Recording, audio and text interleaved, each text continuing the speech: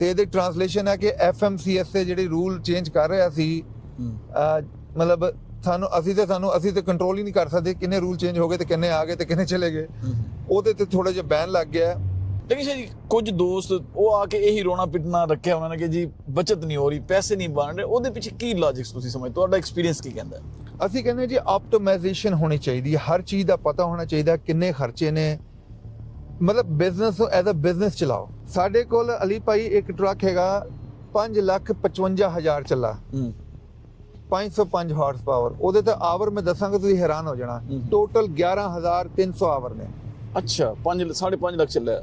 ਹੁਣ ਛੋਟੀ ਜੀ ਲਾਈਟ ਆਂਦੀ ਹੈ। ਹੁਣ ਮੈਨੂੰ ਇੱਕ ਮੇਰੇ ਕਸਟਮਰ ਨੇ ਉਹਨੇ ਫੋਨ ਕੀਤਾ, ਉਹਨੇ ਕਿਹਾ ਭਾਜੀ ਲਾਈਟ ਆ ਰਹੀ ਹੈ। ਮੈਂ ਕਿਹਾ ਤੇਰੇ ਕੋਲ ਵਾਰੰਟੀ ਹੈਗੀ ਪਰ ਲਾਈਟ ਰਾਈਟ ਅਵੇ ਚੈੱਕ ਕਰਾ ਕਿ ਚੀਜ਼ ਦੀ ਲਾਈਟ ਹੈ। ਜੇ ਕਈ ਵਾਰੀ ਛੋਟਾ ਜਿਹਾ ਸੈਂਸਰ ਹੁੰਦਾ, ਸੈਂਸਰ ਚੇਂਜ ਕਰਾ ਲਓ, ਖਤਮ, ਵਾਰੰਟੀ ਜਾਣ ਦੀ ਲੋੜ ਹੀ ਨਹੀਂ। ਪਰ ਜੇ ਵਾਰੰਟੀ ਦਾ ਕੰਮ ਹੈ ਤਾਂ ਵਾਰੰਟੀ ਦਾ ਕੰਮ ਰਾਈਟ ਅਵੇ ਕਰਾ ਲਓ, ਵੇਟ ਨਾ ਕਰੋ। ਫਾਇਦਾ ਵੀ ਦੇ ਨਾ ਕਿ ਵਾਰੰਟੀ ਦਾ ਮਕਸਦ ਕੀ ਹੈ ਹੋਰ। ਅਗਰ ਤੁਸੀਂ ਫੋਰ ਐਗਜ਼ਾਮਪਲ ਆਪਣੇ ਇੱਕ ਫਰੈਂਡ ਨੇ ਜਿਨ੍ਹਾਂ ਦੀ ਮੈਂ ਗੱਲ ਕਰਦਾ, ਉਹਨਾਂ ਨੇ ਸਾਰੇ ਕੰਮ ਠੀਕ ਕੀਤੇ ਪਰ ਉਹਨਾਂ ਨੇ ਰੇਸ਼ੋ ਬਹੁਤ ਲੋ ਲੈ ਲਈ। ਅੱਛਾ, ਉਹਨਾਂ ਦੀ ਹਾਰਸ ਪਾਵਰ ਵੀ 400 ਆ ਤੇ ਉਹਨਾਂ ਦੇ ਟਰੱਕ ਦੀ ਰੇਸ਼ੋ ਵੀ ਜਿਹੜੀ ਹੈ ਨਾ 2.06 ਜਾਂ 2.08 ਆ। ਹੁਣ ਉਹ ਟਰੱਕ ਤੇ ਜਦੋਂ ਰੀਫਰ ਲੱਗੇਗਾ ਜਾਂ ਉਹਦੇ ਤੇ ਤੁਸੀਂ ਫਲੈਟ ਬੈਡ ਲਾਓਗੇ, ਹੈਵੀ ਹਾਲ ਲਾਓਗੇ, ਉਹਨੇ ਬਹੁਤ ਦੁਖੀ ਕਰਨਾ, ਸਪੈਸ਼ਲੀ 80 ਤੇ ਜਾਂ ਤੁਸੀਂ ਆਪਣਾ ਪਹਾੜੀਆਂ ਚੜਨ ਲੱਗੇ ਬਹੁਤ ਉਹਨੇ ਦੁਖੀ ਕਰਨਾ। ਬਹੁਤ ਬੜੀ ਐਡਵਾਂਟੇਜ ਆ, ਕਸਟਮਰ ਆਨਲਾਈਨ ਜਾ ਕੇ ਆਪਣੇ ਟਰੱਕ ਪਸੰਦ ਕਰ ਸਕਦਾ ਹੈ, ਆਪਣੇ ਟਰੱਕ ਦੇ ਆਵਰ ਲੈ ਸਕਦਾ। ਉਹਦੇ ਬਾਅਦ ਕਿਸੇ ਵੀ ਵੈਬਸਾਈਟ ਤੇ ਟਰੱਕ ਪੇਪਰ ਤੇ ਜਾ ਕੇ truckpaper.com ਤੇ ਜਾ ਕੇ ਸਾਡੇ ਟਰੱਕ ਕੰਪੇਅਰ ਕਰ ਲਓ। ਠੀਕ ਹੋ ਗਿਆ। ਸਾਡੇ ਆਵਰ ਕੰਪੇਅਰ ਕਰ ਲਓ, ਸਾਡੀ ਪ੍ਰਾਈਸਿਸ ਕੰਪੇਅਰ ਕਰ ਲਓ, ਸਾਡੇ ਵਾਰੰਟੀਆਂ ਕੰਪੇਅਰ ਕਰ ਲਓ। ਠੀਕ ਹੈ। USA ਟਰੱਕ ਸੇਲਸ ਪੋਡਕਾਸਟ ਤਰਫੋਂ ਮੈਂ ਅਲੀ ਜੜ ਆਪਣੇ तमाम ਸੁਣਨ ਵਾਲੇ ਵੇਖਣ ਵਾਲੇ ਦੋਸਤਾਂ ਨੂੰ ਵੈਲਕਮ ਕਹਿਣਾ। ਅੱਜ ਦਾ ਜਿਹੜਾ ਸਾਡਾ ਟੌਪਿਕ ਹੈ ਬੜਾ ਹੀ ਖੂਬਸੂਰਤ ਹੈ ਕਿਉਂਕਿ ਅਮਰੀਕਾ 'ਚ ਨਵੀਂ ਸਰਕਾਰ ਆ ਚੁੱਕੀ ਹੈ, ਕਿਸ ਕਿਸਮ ਦੀਆਂ ਤਬਦੀਲੀਆਂ ਲੈ ਕੇ ਆ ਰਹੀ ਹੈ, ਕਿਸ ਕਿਸਮ ਦੇ ਡਿਸੀਜਨ ਲੈ ਰਹੀ ਹੈ, ਕਿਸ ਤਰ੍ਹਾਂ ਦੇ ਆਰਡਰਸ ਜਾਰੀ ਹੋਏ ਨੇ, ਉਹ ਅਸੀਂ ਡਿਸਕਸ ਕਰਾਂਗੇ। ਅੱਗੇ ਵਧਣ ਤੋਂ ਪਹਿਲੇ तमाम ਦੋਸਤਾਂ ਨੂੰ ਇੱਕ ਰਿਕੁਐਸਟ ਹੈ ਕਿ ਸਾਡੇ ਚੈਨਲ ਨੂੰ ਸਬਸਕ੍ਰਾਈਬ ਕਰੋ, ਲਾਈਕ ਕਰੋ, ਬੈਲ ਆਈਕਨ ਦਾ ਬਟਨ ਜ਼ਰੂਰ ਦਬਾਓ ਔਰ ਮੈਕਸਿਮਮ ਲੋਕਾਂ ਤੱਕ ਵੀਡੀਓਜ਼ ਸ਼ੇਅਰ ਕਰੋ ਤਾਂ ਕਿ ਸਾਡੇ ਉਹ ਟਰੱਕਰ ਵੀਰ ਜਾਂ ਜਿਹੜੇ ਓਨਰ ਆਪਰੇਟਰਸ ਨੇ ਜਿਹੜੇ ਦੂਰ ਬੈਠੇ ਜਿਹਨਾਂ ਨੂੰ ਪਤਾ ਕੋਈ ਨਹੀਂ, ਉਹਨਾਂ ਤੱਕ ਵੀ ਇਨਫੋਰਮੇਸ਼ਨ ਪਹੁੰਚ ਜਾਏ ਕਿਉਂਕਿ ਅਸੀਂ ਬੜੀ ਮਿਹਨਤ ਕਰਕੇ ਪ੍ਰੋਗਰਾਮ ਕਰਨੇ ਹੁੰਦੇ ਨੇ। ਤੇ ਮਾਮੂਲ ਦੇ ਮੁਤਾਬਿਕ ਸੈਯਦ ਪਾਜ ਜੀ ਸਾਡੇ ਨਾਲ ਨੇ, ਅੱਜ ਉਹਨਾਂ ਦੀ ਐਕਸਪਰਟੀ ਦਾ ਫਾਇਦਾ ਚੁੱਕਾਂਗੇ ਔਰ ਉਹਨਾਂ ਕੋਲੋਂ ਪੁੱਛਾਂਗੇ ਕਿ ਕਿਸ ਕਿਸਮ ਦੀਆਂ ਤਬਦੀਲੀਆਂ ਆ ਰਹੀਆਂ ਨੇ। ਸ਼ਾਹ ਜੀ ਵੈਲਕਮ ਕਹਿੰਦੇ ਅਸੀਂ ਤੁਹਾਨੂੰ ਆਪਣੇ ਪ੍ਰੋਗਰਾਮ ਵਿੱਚ। ਇਹ ਦੱਸੋ ਕਿ ਨਵੀਂ ਸਰਕਾਰ ਬਣ ਗਈ ਹੈ, ਟਰੱਕਿੰਗ ਇੰਡਸਟਰੀ ਨੂੰ ਇਹ ਜਿਹੜੇ ਨਵੇਂ ਆਰਡਰਸ ਜਾਰੀ ਹੋਏ ਨੇ ਉਹ ਕੀ ਫਾਇਦਾ ਹੋਣਾ ਹੈ? ਕੁਝ ਚੀਜ਼ਾਂ ਤੁਸੀਂ ਦੱਸ ਰਹੇ ਸੀ ਕਿ ਬੜੇ ਫਾਇਦੇ ਨੇ ਚੀਜ਼ਾਂ ਹੋ ਰਹੀਆਂ ਨੇ। ਸਤਿ ਸ਼੍ਰੀ ਅਕਾਲ ਜੀ, ਨਮਸਕਾਰ, ਅਸਲਾਮ ਅਲੈਕਮ ਸਭ ਨੂੰ। ਉਹ ਤੋਂ ਪਹਿਲਾਂ ਇੱਕ ਕਮੈਂਟ ਆਇਆ ਸੀ ਸਾਡੇ ਪਿਛਲੇ ਬਲੌਗ 'ਚ, ਉਹ ਵੀਰ ਨੇ ਲਿਖਿਆ ਕਿ ਯਾਰ ਤੁਸੀਂ ਆਫਿਸ 'ਚ ਬੈਠੇ ਗੱਲਾਂ ਕਰਦੇ ਰਹਿੰਦੇ ਹੋ। ਅੱਛਾ। ਮੈਂ ਫਿਰ ਉਹਨੂੰ ਰਿਪਲਾਈ ਕੀਤਾ ਸੀ ਭਾਈ ਸਾਡੇ ਕੋਲ ਸਾਰਿਆਂ ਕੋਲ CDL ਆ, ਤੇ ਦੱਸੋ ਤੁਹਾਡੇ ਕੋਲ CDL ਹੈਗਾ ਨਹੀਂ ਹੈਗਾ? ਗੱਲ ਤਾਂ ਸਹੀ ਹੈ। ਤੂੰ ਟਰੱਕ ਵੀ ਚਲਾਇਆ? CDL ਤੇ ਹੈ। ਟਰੱਕ ਚਲਾਇਆ ਤੁਸੀਂ? ਬਿਲਕੁਲ ਟਰੱਕ ਚਲਾਇਆ, ਰੋਜ਼ ਚਲਾਈਦਾ ਬਲਕਿ ਰੋਜ਼ ਵੀ ਚਲਾਈਦਾ ਤੇ ਪਲੱਸ ਤੁਸੀਂ ਲੌਂਗ ਡਿਸਟੈਂਸ ਵੀ ਚਲਾਇਆ? ਬਿਲਕੁਲ। OTR ਵੀ ਚਲਾਇਆ ਜੀ, ਮੈਂ ਵੀ ਲੌਂਗ ਡਿਸਟੈਂਸ OTR ਚਲਾਇਆ ਤੇ ਮੇਰੇ ਕੋਲ ਵੀ ਲਾਇਸੈਂਸ ਹੈਗਾ, ਮੇਰੇ ਕੋਲ ਕੈਨੇਡੀਅਨ ਲਾਇਸੈਂਸ ਵੀ ਹੈਗਾ, ਮੇਰੇ ਕੋਲ ਬੱਸ ਦਾ ਲਾਇਸੈਂਸ ਵੀ ਹੈਗਾ। ਹੋਰ ਦੱਸੋ। ਤੇ ਕਹਿਣ ਦਾ ਮਕਸਦ ਅਸੀਂ ਜਿਹੜੀ ਗੱਲਾਂ ਕਰਦੇ ਆ ਉਹ ਅਪਲਾਈ ਕਰਦੇ ਆ। ਅਸੀਂ ਆਪਣੇ ਐਕਸਪੀਰੀਅੰਸ ਦੀ ਬੇਸ ਤੇ ਗੱਲ ਕਰ ਰਹੇ ਹਾਂ ਕਿਉਂਕਿ ਲਾਇਸੈਂਸ ਵੀ ਹੈ, ਫਿਰ ਉਸ ਬਿਜ਼ਨਸ ਨਾਲ ਵੀ ਵਾਬਸਤਾ ਨਾ ਅਸੀਂ ਜੀ। ਤੇ ਬਹੁਤ ਆਸਾਨ ਹੁੰਦਾ ਜੀ ਕਮੈਂਟ ਦੇਣਾ ਕਿਸੇ ਦੂਸਰੇ ਦੀ ਪਰਸਨੈਲਿਟੀ ਤੇ, ਪਰ ਜੇ ਕੋਈ ਕੁਐਸਚਨ ਹੋਵੇ ਸਾਨੂੰ ਕਾਲ ਲਾ ਲਿਆ ਕਰੋ, ਅਸੀਂ ਤੁਹਾਡੀ ਹੈਲਪ ਕਰਾਂਗੇ। ਅਸੀਂ ਇੱਕ ਪੋਜ਼ਿਟਿਵ ਮਾਹੌਲ ਬਣਾਉਣਾ ਚਾਹ ਰਹੇ ਹਾਂ ਆਪਣੀ ਟਰੱਕਿੰਗ ਵਿੱਚ। ਮੈਨੂੰ ਪਤਾ ਬਹੁਤ ਸਾਰੇ ਲੋਕ ਆਏ ਤੇ ਚਲੇ ਗਏ, ਬਹੁਤ ਵੱਡੀ ਕੰਪਨੀਆਂ ਆਈਆਂ ਤੇ ਚਲੇ ਗਈਆਂ। ਉਹਨਾਂ ਨੇ ਸਾਨੂੰ ਬੈਨੀਫਿਟ ਵੀ ਦਿੱਤਾ ਤੇ ਨੁਕਸਾਨ ਵੀ ਦਿੱਤਾ। ਬੈਨੀਫਿਟ ਇਹ ਆ ਕਿ ਅੱਜ ਅਸੀਂ ਮਤਲਬ ਪੰਜਾਬੀ ਕਮਿਊਨਿਟੀ ਜਿਹੜੀ ਹੈ ਬਹੁਤ ਅੱਗੇ ਚਲੇ ਗਈ ਹੈ ਉਹਨਾਂ ਦੀ ਵਜ੍ਹਾ ਤੋਂ। ਇੱਕ ਟਾਈਮ ਸੀਗਾ ਵਰਕ ਪਰਮਿਟ ਵਾਲਿਆਂ ਨੂੰ ਕੋਈ ਟਰੱਕ ਨਹੀਂ ਦਿੰਦਾ ਸੀ। ਹੁਣ ਜਿਹੜੀ ਵੱਡੀ ਕੰਪਨੀਆਂ ਆਈਆਂ ਸਨ ਆਪਣੀਆਂ ਬੰਦਿਆਂ ਦੀਆਂ ਜਿਹੜੀ ਹੁਣ ਚਲੇ ਗਈਆਂ, ਉਹਨਾਂ ਨੇ ਇੱਕ ਰਸਤਾ ਖੋਲ ਦਿੱਤਾ। ਹੁਣ ਵਰਕ ਪਰਮਿਟ ਵਾਲੇ ਕੋਲ ਵੀ ਟਰੱਕ ਹੁੰਦਾ, ਠੀਕ ਹੈ ਜੀ। ਇਹਦੇ ਬਾਅਦ ਬੈਂਕ ਟਾਈਟ ਨੇ ਪਰ ਉਹਨਾਂ ਨੇ ਬਹੁਤ ਰਿਲੈਕਸੇਸ਼ਨ ਕਰ ਦਿੱਤੀ ਸੀ। ਉਹਦਾ ਨੈਗੇਟਿਵ ਵੀ ਹੋਇਆ, ਮਤਲਬ ਹੋਰ ਵੀ ਨੈਗੇਟਿਵ ਹੁੰਦਾ, ਪੋਜ਼ਿਟਿਵ ਹੁੰਦਾ। ਪਰ ਇਹ ਕਿ ਜਿਨ੍ਹਾਂ ਤੇ ਤੁਸੀਂ ਕੁਐਸਚਨ ਕਰਿਆ ਕਰੋ, ਉਹਨਾਂ ਨੂੰ ਪੁੱਛ ਲਿਆ ਕਰੋ ਭਾਈ ਅਸੀਂ ਤੁਹਾਨੂੰ ਕੁਐਸਚਨ ਕਰਨ ਜਾ ਰਹੇ ਹਾਂ, ਐਵੇਂ ਇਲਜ਼ਾਮ ਨਾ ਲਾਇਆ ਕਰੋ। ਇਲਜ਼ਾਮ ਲਾਉਣ ਦਾ ਕੋਈ ਬੈਨੀਫਿਟ ਨਹੀਂ ਹੁੰਦਾ। ਤੇ ਤੁਹਾਡੀ ਗੱਲ ਬਿਲਕੁਲ ਠੀਕ ਆ, ਜਿਹੜੀ ਨਵੀਂ ਹਕੂਮਤ ਆਈ ਹੈ ਉਹਨਾਂ ਨੇ ਐਗਜ਼ੈਕਟਿਵ ਆਰਡਰ ਸਾਈਨ ਕੀਤੇ ਨੇ। ਉਹਦੇ 'ਚ ਕਈ ਚੀਜ਼ਾਂ ਨੇ ਜਿਹੜੀਆਂ ਟਰੱਕਿੰਗ ਨੂੰ ਆਲਰੇਡੀ ਕੀ ਕਹਿੰਦੇ ਨੇ ਰਿਲੈਕਸੇਸ਼ਨ ਮਿਲ ਗਈ ਆ। ਅੱਛਾ, ਕਿਸ ਕਿਸਮ ਦੀ ਰਿਲੈਕਸੇਸ਼ਨ ਤੁਸੀਂ ਕਹਿੰਦੇ ਜੀ? ਜਿਵੇਂ ਦੂਜੇ ਦਿਨ ਜਿਹੜੇ ਟਰੰਪ ਜੀ ਨੇ ਆਰਡਰ ਸਾਈਨ ਕੀਤਾ, ਐਗਜ਼ੈਕਟਿਵ ਆਰਡਰ ਜੀ, ਕਿ ਜਿਹੜੇ ਫੈਡਰਲ ਏਜੰਸੀਜ਼ ਨੇ ਉਹ 60 ਡੇਜ਼ ਵਾਸਤੇ ਉਹਨਾਂ ਦਾ ਬੈਨ ਹੋ ਗਿਆ ਕਿ ਉਹ ਕੋਈ ਵੀ ਨਵਾਂ ਰੂਲ ਨਹੀਂ ਬਣਾ ਸਕਦੇ। ਠੀਕ ਹੋ ਗਿਆ। ਤੇ ਇਹਦੀ ਟ੍ਰਾਂਸਲੇਸ਼ਨ ਹੈ ਕਿ FMCS ਦੇ ਜਿਹੜੇ ਰੂਲ ਚੇਂਜ ਕਰ ਰਿਹਾ ਸੀ, ਮਤਲਬ ਅਸੀਂ ਤੇ ਕੰਟਰੋਲ ਹੀ ਨਹੀਂ ਕਰ ਸਕਦੇ ਕਿੰਨੇ ਰੂਲ ਚੇਂਜ ਹੋ ਗਏ ਤੇ ਕਿੰਨੇ ਆ ਗਏ ਤੇ ਕਿੰਨੇ ਚਲੇ ਗਏ। ਉਹਦੇ ਤੇ ਥੋੜਾ ਜਿਹਾ ਬੈਨ ਲੱਗ ਗਿਆ। ਤੇ ਦੂਸਰਾ ਜਿਹੜਾ এনवायरमेंटल ਏਜੰਸੀ ਸੀ ਜਿਹੜੀ ਬਹੁਤ ਜ਼ਿਆਦਾ ਸਟਰੋਂਗ ਹੋ ਗਈ ਸੀ, ਤੇ ਅਸੀਂ ਮੰਨਦੇ ਹਾਂ ਜਿਹੜੇ ਉਹ ਗੱਲ ਕਹਿੰਦੇ ਨੇ ਠੀਕ ਕਹਿੰਦੇ ਨੇ, ਪਰ ਇੱਕ ਰਿਐਲਿਟੀ ਵੀ ਹੈਗੀ। ਗਰਾਊਂਡ ਰਿਐਲਿਟੀ ਇਹ ਹੈ ਕਿ ਡੀਜ਼ਲ ਵਾਲੇ ਟਰੱਕ ਨੇ ਇਹ ਆਲਰੇਡੀ ਪਰਫੈਕਸ਼ਨ ਤੇ ਨਹੀਂ ਆਏ ਮੇਰੇ ਖਿਆਲ 'ਚ। ਹੁਣ ਵੀ ਇਹਨਾਂ 'ਚ DPF ਪ੍ਰੋਬਲਮ ਨੇ, ਹੁਣ ਵੀ ਬਹੁਤ ਸਾਰੀ ਚੀਜ਼ਾਂ ਨੇ ਜਿਹੜੀਆਂ ਅਸੀਂ ਲਰਨ ਕਰ ਰਹੇ ਹਾਂ, ਤੇ ਉਹ ਆਲਰੇਡੀ ਦੂਜੇ ਲੈਵਲ ਤੇ ਪੁਸ਼ ਕਰ ਰਹੇ ਸੀ। ਜਿਹੜੇ ਮਤਲਬ ਪੈਸੇਂਜਰ ਕਾਰਾਂ ਜਿਹੜੀਆਂ ਨੇ ਉਹ ਕੈਲੀਫੋਰਨੀਆ ਨੇ ਜਿਹੜੀ AP ਜਿਹੜੀ ਉਹਨਾਂ ਦੀ ਹੈਗੀ ਆਪਣਾ ਫੈਡਰਲ ਏਜੰਸੀ, ਉਹਨਾਂ 'ਚ ਰਿਕੁਐਸਟ ਪਾਈ ਸੀ ਕਿ ਸਾਨੂੰ 2035 ਤੇ ਜ਼ੀਰੋ ਐਮਿਸ਼ਨ ਕਾਰਾਂ ਤੇ ਜਿਹੜਾ ਜਾਂ ਤੁਸੀਂ ਬੈਟਰੀ ਵਾਲੀ ਕਾਰਾਂ ਕਹਿ ਸਕਦੇ ਹੋ, ਉਹਦੇ 'ਚ ਲਾਜ਼ਮ ਕਰਨਾ ਸੀ ਇਹਨਾਂ ਨੇ। ਠੀਕ ਹੋ ਗਿਆ। ਤੇ ਉਹਦੇ ਤੇ ਉਹਨਾਂ ਨੇ ਆਪਣਾ ਜਿਹੜਾ ਸਟੈਂਡ ਹੈਗਾ ਉਹਦੇ ਤੇ ਪਿੱਛੇ ਹਟ ਗਏ ਨੇ। ਤੇ ਸੇਮ ਥਿੰਗ ਜਿਹੜਾ ਕਹਿ ਰਹੇ ਸੀ 2045 ਤੇ ਸਾਰੇ ਡੀਜ਼ਲ ਟਰੱਕ ਕਮਰਸ਼ੀਅਲ ਟਰੱਕ ਜਿਹੜੇ ਨੇ ਕੈਲੀਫੋਰਨੀਆ 'ਚ ਉਹ ਜ਼ੀਰੋ ਐਮਿਸ਼ਨ ਹੋਣਗੇ, ਉਹਦੇ ਤੋਂ ਵੀ ਪਿੱਛੇ ਹਟ ਗਏ ਨੇ। ਯਾਨੀ ਉਹ ਜਿਹੜਾ ਇੱਕ ਤਲਵਾਰ ਲਟਕ ਰਹੀ ਸੀ ਖੌਫ ਦੀ, ਉਹ ਹੁਣ ਖਤਮ ਹੋ ਗਈ, ਇਸ ਲਈ ਅਸੀਂ ਕਹਿ ਸਕਦੇ ਹਾਂ। ਜੀ ਬਹੁਤ ਰਿਲੈਕਸੇਸ਼ਨ ਆ ਗਈ ਹੈ। ਉਹ ਤੇ ਬਲਕਿ ਟਰੰਪ ਜੀ ਤੋਂ ਆਉਣ ਤੋਂ ਪਹਿਲੇ ਉਹਨਾਂ ਨੇ ਹੱਥ ਖੜੇ ਕਰ ਦਿੱਤੇ ਸਨ। ਤੇ ਦੂਸਰਾ ਟਰੰਪ ਜੀ ਨੇ ਜਿਹੜੀ ਗੱਲ ਕੀਤੀ ਆ ਕਿ ਕਾਰਾਂ ਦੀ ਇੰਡਸਟਰੀ ਜਿਹੜੀ ਆ ਜਾਂ ਟਰੱਕਾਂ ਦੀ ਇੰਡਸਟਰੀ ਦੀ ਡਾਇਰੈਕਟ ਗੱਲ ਤੇ ਨਹੀਂ ਕੀਤੀ, ਪਰ ਕਿਹਾ ਕਿ ਕਾਰਾਂ ਦੀ ਇੰਡਸਟਰੀ ਤੇ ਜਿਹੜਾ ਉਹ ਪੋਲੂਸ਼ਨ ਦੀ ਗੱਲ ਕਰਦੇ ਸੀ, ਉਹਦੇ ਤੇ ਰਿਲੈਕਸੇਸ਼ਨ ਮਿਲ ਗਈ। ਉਹਨਾਂ ਨੇ ਕਿਹਾ ਜਿਹੜੀ ਕਾਰਾਂ ਹੈਗੀਆਂ ਉਹ ਖਰੀਦੋ, ਜਿਹੜੀ ਖਰੀਦਣਾ ਹੈ ਖਰੀਦੋ, ਕੋਈ ਟੈਨਸ਼ਨ ਨਾ ਲਿਓ, ਇਹ ਸਟ੍ਰੈਸ 'ਚ ਨਾ ਆਓ ਕਿ ਤੁਸੀਂ ਕਾਰਾਂ ਪੈਟਰੋਲ ਵਾਲੀ ਕਾਰਾਂ ਬੰਦ ਹੋ ਜਾਣੀਆਂ। ਠੀਕ ਹੋ ਗਿਆ। ਤੇ ਉਹਦੀ ਡਾਇਰੈਕਟ ਡੈਫੀਨੇਸ਼ਨ ਤੇ ਇਹੀ ਬਣਦੀ ਹੈ ਕਿ ਜਿਹੜੇ ਡੀਜ਼ਲ ਵਾਲੇ ਟਰੱਕ ਨੇ ਉਹ ਵੀ ਥੋੜੀ ਦੇਰ ਉਹਨਾਂ ਦੀ ਮਤਲਬ ਜਿਹੜੀ ਉਹ ਪੁਸ਼ ਸੀਗਾ, ਇੱਕ ਸਟ੍ਰੈਸ ਜੀ ਸੀਗੀ ਕਿ ਡੀਜ਼ਲ ਟਰੱਕ ਬੰਦ ਹੋ ਜਾਣੇ ਤੇ ਨਾਈਟ੍ਰੋਜਨ ਵਾਲੇ ਤੇ ਹਾਈਡਰੋਜਨ ਵਾਲੇ ਤੇ ਬੈਟਰੀਆਂ ਵਾਲੇ ਟਰੱਕ ਆ ਜਾਣੇ। ਆਣੇ ਤੇ ਹੈਗੇ, ਪਰ ਉਹਨੂੰ ਥੋੜਾ ਜਿਹਾ ਡਿਲੇ ਮਿਲ ਗਿਆ, ਡਿਲੇ ਕੀਤਾ ਯਾਨੀ ਜੀ, ਰਿਲੈਕਸੇਸ਼ਨ ਮਿਲ ਗਈ ਆ। ਨਹੀਂ ਤੁਸੀਂ ਇਹ ਦੱਸੋ ਕਿ ਹੁਣ ਜਿਹੜੀ ਟਰੱਕਿੰਗ ਇੰਡਸਟਰੀ ਨਾਲ ਵਾਬਸਤਾ ਲੋਕ ਨੇ ਉਹਨਾਂ ਨੂੰ ਕੀ ਬੈਨੀਫਿਟਸ ਮਿਲਣੇ ਨੇ, ਉਹਨਾਂ ਦਾ ਕੰਮ ਕਿਸ ਹੱਦ ਤੱਕ ਬਿਹਤਰ ਹੋਏਗਾ? ਦੇਖੋ ਜੀ, ਕੰਮ ਤੇ ਬਿਹਤਰ ਹੋਣਾ ਜਿਵੇਂ ਆਪਾਂ ਗੱਲ ਕਰਦੇ ਹਾਂ, ਜਿਵੇਂ ਉਹ ਕਹਿੰਦੇ ਨੇ ਕਿ 3 ਟਾਈਪ ਦੇ ਟੈਰਿਫ ਜਿਹੜੇ ਹੈਗੇ ਨੇ ਉਹ ਲਗਾ ਸਕਦੇ ਨੇ। ਪਹਿਲੇ ਤੇ ਯੂਨੀਵਰਸਲ ਟੈਰਿਫ, ਜਿਹੜੀ ਫਿਨਿਸ਼ ਪ੍ਰੋਡਕਟ USA 'ਚ ਆ ਰਹੀ ਹੈ ਉਹਦੇ ਤੇ 10% ਲਾ ਦੇਣਗੇ। ਠੀਕ ਹੈ। ਦੂਸਰਾ ਹੈਗਾ ਨੇਬਰਹੁੱਡ ਤੇ ਜਿਹੜਾ ਟੈਰਿਫ ਲਾਣਾ ਹੈ। ਫੋਰ ਐਗਜ਼ਾਮਪਲ ਜਿਹੜੇ ਉਹਨਾਂ ਨੇ ਕੈਨੇਡਾ ਤੇ ਮੈਕਸੋ ਦੀ ਗੱਲ ਕਰਦੇ ਹਾਂ ਅਸੀਂ, 25% ਜਿਹੜਾ ਉਹਦੇ ਟੈਰਿਫ ਲਾ ਦਾਂਗੇ। ਉਹਦੇ ਬਾਅਦ ਤੀਸਰੀ ਗੱਲ ਜਿਹੜੀ ਆ, ਇਹ ਦੇਖੋ ਜੀ ਸਾਡਾ ਕਸਟਮਰ ਜਾ ਰਿਹਾ, ਸਾਨੂੰ ਹੈਲੋ ਕਰ ਰਿਹਾ, ਹਾਰਨ ਮਾਰ ਕੇ ਗਿਆ ਨਾ, ਸ਼ੋ ਕਰ ਰਿਹਾ ਕਿ ਮੈਂ ਆਪਣੀ ਪ੍ਰੈਜ਼ੈਂਸ ਸ਼ੋ ਕੀਤੀ ਹੈ ਨਾ। ਸਟੀਵ ਸੀਗਾ ਮੇਰਾ ਖਿਆਲ ਆ। ਅੱਛਾ, ਇਹ ਨੇਬਰਹੁੱਡ 'ਚ ਰਹਿੰਦਾ ਸਾਡੇ। ਅੱਛਾ, ਮੈਂ ਦੇਖਿਆ ਬੈਕ ਸਾਈਡ ਤੇ ਦੇਖਿਆ ਟਰੱਕ, ਮੈਂ ਕਿਹਾ ਤੇ ਆਪਣਾ ਟਰੱਕ ਹੈਗਾ। ਅੱਛਾ, ਤੇ ਉਹਦੇ ਬਾਅਦ ਜਿਹੜਾ ਤੀਸਰੀ ਚੀਜ਼ ਆ, 2 ਟੈਰਿਫ ਤੇ ਹੋ ਗਏ ਯੂਨੀਵਰਸਲ, ਇੱਕ ਹੋ ਗਿਆ ਜਿਹੜੇ ਨੇਬਰਹੁੱਡ ਤੇ ਲਾਣਾ, ਤੇ ਤੀਸਰਾ ਜਿਹੜਾ ਹੈ ਉਹ ਸਪੈਸ਼ਲੀ ਚਾਈਨਾ ਵਾਸਤੇ। ਤੇ ਉਹਨਾਂ ਤੇ ਵੀ ਉਹ ਕਹਿੰਦਾ ਕਿ ਉਹਦੇ ਟੈਰਿਫ ਲਾਣਗਾ, ਪਰ ਜਿਹੜੀ ਮੋਸਟ ਪ੍ਰੋਬਬਲੀ ਜਿਹੜਾ ਫਸਟ ਟੈਰਿਫ ਉਹਨਾਂ ਨੇ ਲਾਣਾ ਉਹ ਕੈਨੇਡਾ ਤੇ ਮੈਕਸੀਕੋ ਤੇ ਲਾਣਾ, ਜਿਹੜਾ 25% ਕਹਿ ਰਹੇ ਨੇ, ਪਰ ਮੇਰਾ ਖਿਆਲ ਉਹ ਤੋਂ ਘੱਟ ਹੋਏਗਾ। ਤੇ ਇਹਦੇ 'ਚ ਜਿਹੜੀ ਗ੍ਰੋਸ ਡੋਮੈਸਟਿਕ ਪ੍ਰੋਡਕਟ ਆ ਉਹ ਵਧੇਗੀ। ਯਾਨੀ ਬੇਸਿਕਲੀ ਕੋਸ਼ਿਸ਼ ਕਰ ਰਹੇ ਕਿ ਆਪਣੀ ਪ੍ਰੋਡਕਸ਼ਨ ਇੰਨੀ ਜ਼ਿਆਦਾ ਹੋਵੇ, ਐਕਟੀਵਿਟੀ ਵਧੇ, ਕਿ ਬਜਾਏ ਬਾਹਰ ਪੈਸਾ ਨਿਕਲੇ ਇੱਥੇ ਹੀ। ਦੇਖੋ ਮੈਂ ਹੁਣ ਉਹਦੀ ਗੱਲ ਕਰਦਾ, ਇੱਕ ਉਹਨਾਂ ਨੇ ਗੱਲ ਕੀਤੀ ਕਿ ਅਸੀਂ ਜਿਹੜੀ ਇਲੀਗਲ ਇਮੀਗ੍ਰੇਸ਼ਨ ਨੂੰ ਡਾਊਨ ਕਰਾਂਗੇ, ਪਰ ਉਹਦੇ ਨਾਲ ਹੀ ਉਹਨਾਂ ਨੇ ਇੱਕ ਹੋਰ ਗੱਲ ਕੀਤੀ ਜਿਹੜੀ ਮੀਡੀਆ ਇੰਨੀ ਜ਼ਿਆਦਾ ਫੋਕਸ ਨਹੀਂ ਕਰ ਰਿਹਾ। ਉਹਨਾਂ ਨੇ ਕਿਹਾ ਜੀ ਜਿਹੜੀ ਲੀਗਲ ਇਮੀਗ੍ਰੇਸ਼ਨ ਹੈ ਉਹਨੂੰ ਅਸੀਂ ਵਧਾਵਾਂਗੇ। ਯਾਨੀ ਖਾਸ ਤੌਰ ਤੇ ਦੂਜੇ ਮੁਲਕਾਂ ਤੋਂ ਕਰੀਮ ਇਕੱਠੀ ਕਰਨਾ ਚਾਹੁੰਦੇ ਨੇ ਤਾਂ ਕਿ ਜਲਦੀ ਅੱਗੇ ਨਿਕਲਣ ਯੂਰਪ ਦੀ ਤਰ੍ਹਾਂ। ਦੇਖੋ ਕੈਨੇਡਾ ਉਹੀ ਕੀਤਾ। ਕੈਨੇਡਾ ਨੇ ਕੀ ਕੀਤਾ, ਕੈਨੇਡਾ ਨੇ ਇਲੀਗਲ ਇਮੀਗ੍ਰੇਸ਼ਨ ਬੰਦ ਕਰ ਦਿੱਤੀ ਤੇ ਲੀਗਲ ਇਮੀਗ੍ਰੇਸ਼ਨ ਵਧਾ ਦਿੱਤੀ। ਹੁਣ ਕੈਨੇਡਾ 'ਚ ਜਿਹੜੀ ਹੈ ਲੀਗਲ ਇਮੀਗ੍ਰੇਸ਼ਨ ਤੋਂ ਕਰੀਮ ਆਫ ਦਾ ਕ੍ਰੌਪ ਆ ਗਈ ਆ। ਬਿਲਕੁਲ। ਹੁਣ ਕਹਿਣ ਦਾ ਮਕਸਦ ਜਿਹੜਾ ਉਧਰ ਟਰੱਕ ਡਰਾਈਵਰ ਵੀ ਹੈਗਾ ਉਹ ਬਹੁਤ ਮਤਲਬ ਇੰਡਸਟਰੀ ਨੂੰ ਜਾਣਦਾ, ਤੇ ਜਿਹਨਾਂ ਕੋਲ ਮਤਲਬ ਇੱਕ ਛੋਟੀ ਜਿਹੀ ਨੈਗੇਟਿਵਿਟੀ ਸੀ ਕਿ ਇਹ ਆਣਾ ਬੰਦ ਕਰ ਦੇਣਗੇ, ਉਹ ਇਹ ਨਹੀਂ ਕਹਿ ਰਹੇ ਅਸੀਂ ਬਾਣਾ ਬੰਦ ਕਰ, ਉਹ ਕਹਿੰਦੇ ਕਿ ਕੁਆਲੀਫਾਈਡ ਬੰਦੇ ਲੈ ਕੇ ਆਓ। ਅੱਛਾ, ਇੱਕ ਦਾ ਸ਼ਾਜੀ ਪੋਜ਼ਿਟਿਵ ਪਰਸਪੈਕਟਿਵ ਦੇਖੀਏ, ਇੱਕ ਉਹ ਵੀ ਹੈ ਕਿ ਹੁਣ ਉਹ ਮੁਲਕਾਂ ਤੋਂ ਜਿਹੜੇ ਅਨਪੜ੍ਹ ਲੋਕ ਆਉਂਦੇ ਨੇ, ਹੁਣ ਉਹ ਆਪਣੇ ਬੱਚੇ ਨੂੰ ਪੜ੍ਹਾਉਣ ਪਾਸੇ ਥੋੜੀ ਜਿਹੀ ਤਵੱਜੋ ਦੇਣਗੇ, ਇਹਨਾਂ ਨੂੰ ਪੜਾਓ, ਟੈਕਨੀਕਲ ਹੈਂਡ ਬਣਾਓ, ਫਿਰ ਬਾਹਰ ਭੇਜੋ। ਜੀ ਬਿਲਕੁਲ, ਮੈਂ ਕੈਨੇਡਾ ਐਗਜ਼ਾਮਪਲ ਦੇਣਾ, ਕੈਨੇਡਾ 'ਚ ਐਗਰੀਕਲਚਰ ਦਾ ਬਹੁਤ ਜ਼ੋਰ ਹੈਗਾ। ਤੇ ਉਹਨਾਂ ਨੇ ਇੱਕ ਪ੍ਰੋਗਰਾਮ ਬਣਾਇਆ ਸੀ ਕਿ ਜਿਹੜੇ ਪੜ੍ਹੇ ਲਿਖੇ ਲੋਕ ਆਣ, ਤੇ ਹੁਣ ਆਪਣੇ ਪੰਜਾਬ ਤੋਂ, ਇੰਡੀਆ ਦੇ ਪੰਜਾਬ ਤੋਂ ਬਹੁਤ ਸਾਰੇ ਲੋਕੀ ਜਿਹੜੇ ਨੇ ਉਹ ਐਗਰੀਕਲਚਰ ਡਿਗਰੀ ਲੈ ਕੇ ਆਏ ਸਨ, ਅੱਛਾ ਤੇ ਉਹਨਾਂ ਨੇ ਬਹੁਤ ਜ਼ਿਆਦਾ YBG ਜਿਹੜੀ ਆ ਸ਼ੁਰੂ ਕਰ ਦਿੱਤੀ ਵਿਨੀਪੈਗ ਵਿੱਚ ਤੇ ਹੋਰ ਜਿਹੜੇ ਡਿਫਰੈਂਟ ਸਟੇਟਾਂ ਨੇ ਤੇ ਉਹਨਾਂ ਨੇ ਫਿਰ ਪ੍ਰੋਗਰਾਮ ਵੀ ਇਸ ਤਰ੍ਹਾਂ ਦੇ ਬਣਾਏ ਕਿ ਜਿਹੜਾ ਇੱਕ ਬੰਦਾ ਆ ਰਿਹਾ ਬਾਹਰੋਂ ਉਹ ਆਪਣੀ ਫੈਮਿਲੀ ਨੂੰ ਵੀ ਸਪਾਂਸਰ ਕਰ ਸਕਦਾ। ਸੋ ਜੀ ਇਵਨ ਇੱਥੇ ਤੁਸੀਂ ਵੇਖੋ ITA ਜਿਹੜੇ ਲੋਕ ਆ ਰਹੇ ਨੇ ਦੂਜੇ ਮੁਲਕਾਂ ਤੋਂ ਹੀ ਲੋਕ ਨੇ, ਜ਼ਿਆਦਾਤਰ ਇੰਡੀਆ ਤੋਂ ਨੇ, ਉਹਨਾਂ ਦਾ ਹੋਲਡ ਹੈ ਇੱਥੇ, ਉਹਦੀ ਵਜ੍ਹਾ ਉਹ ਡਿਗਰੀ ਹੈ, ਉਹ ਐਜੂਕੇਸ਼ਨ ਹੈ ਜਿਹਦੀ ਬੇਸ ਤੇ ਉਹ ਇੱਥੇ ਚੰਗੇ ਪੈਸੇ ਕਮਾ ਰਹੇ ਨੇ।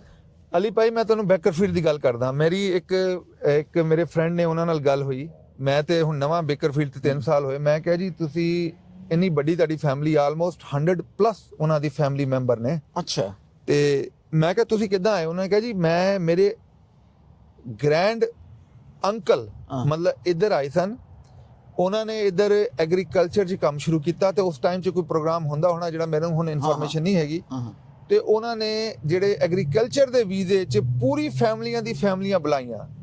ਅੱਛਾ, ਵਰਕਫੋਰਸ ਦੇ ਤੌਰ ਤੇ ਜੀ।